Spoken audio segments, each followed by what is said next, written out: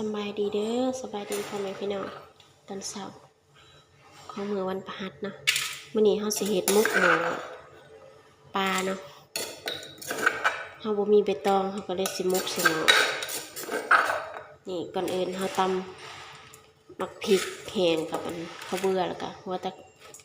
จังไข่แล้วก็หอมแดงอันนี้เป็นปลาขะแยงเนาะเฮาคั่วไว้แต่มื้อคืนพุ่นแหละคั่วเรียบร้อยแล้วเฮาสิใส่เผ็ดไปจักหน่อยเพราะว่าเฮามีผักหลายเนาะเฮาสิปรุงเครื่องแกงเฮาก่อนเนาะเพราะจังเฮาใส่ปลา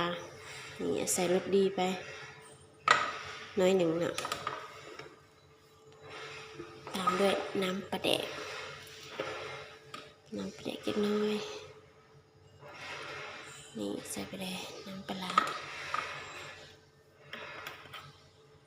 เดี๋ยวเราสิเทน้ำก้นโคกเนาะนี่ใส่น้อยเดียวพอซ้ำนี้แหละน้ำเราก็ได้ใส่หลายนะเดี๋ยวเราสิปรุงเพิ่มพอใส่น้ำปลาแดกมันรสดีไปแล้วใส่ผงชูรสลงไปช้อน1 กับครึ่งตามด้วยเกลือเล็กน้อยนี่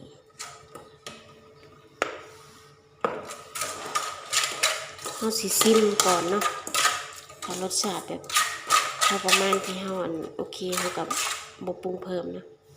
ชิมระยะชิม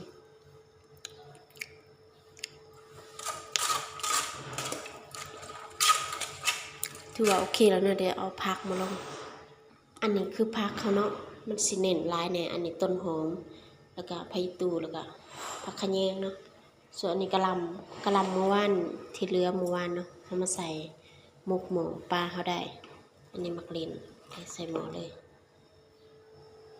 เดี๋ยวเอามะขามเปียกมาใส่เพิ่มนะเพราะมันผสมดอก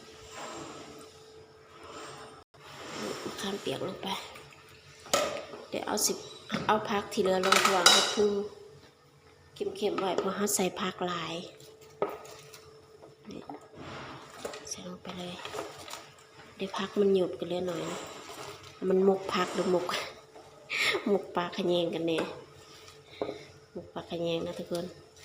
ใส่ผักซะก่อนเดี๋ยวผักมันหยุบลงก่อนมันกระสิบพอดี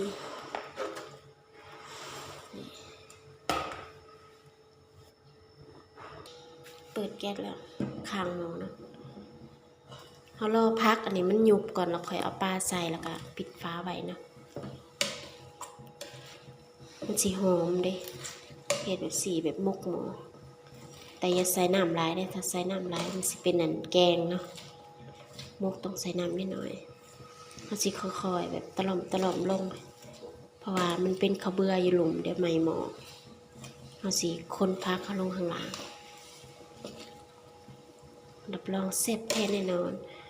ระหว่างที่พักมันซุกเขาสามารถซิมได้เนาะถ้าแบบพอดีหรือบอกพอดีเขาก็เพิ่มเครื่องปรุงเขาได้นะถ้าเขาใส่ปลาลงไปแล้วเขาก็สิบคนเขาก็สิปล่อยมันแห้งไปเลยน้ำเป็นขี้มูกไปเลยเพราะฉะนั้นเขาต้องคนเวลาตอนที่เขายังไม่ได้ใส่ปลาเนาะปลามันเปื่อยง่ายนี่คนซะก่อนเขาตะล่อมพักเขามันชุกเลยเนาะเขาก็เอาปลาลงเลยแบบนี้แล้วก็สิอบไว้ในหม้อนี้บริคนอะไรแบบนี้ปลามันสุกไว้เขาเลยใส่ทีหลังคือแป๊บเดียวก็สุกเดี๋ยวรอน้ำมันแห้งค่ะ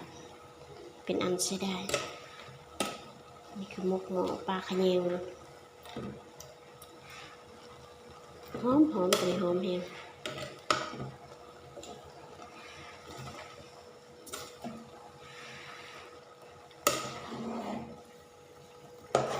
ตอนเขาลงใหม่ๆเนี่ยคนได้เนาะ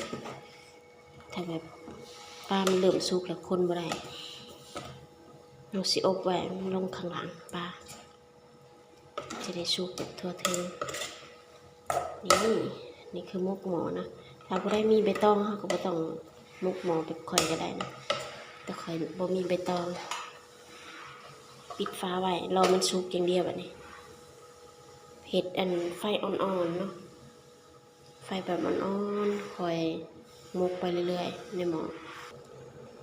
ตัดนี่มกหม้อปลาเขาสุกแล้วเนาะน้ำก็เริ่มแห้งแล้วถ้าว่าแห้งกันนี้เดี๋ยวสิไหม้หม้อเนาะเขาก็ปิดแก๊สได้เลยนี่น้ำก็พอดีแบบค่อนๆพอดีเลย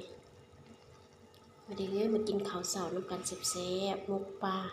หมกหม้อปลาขะแยงนะแซ่บแน่นอน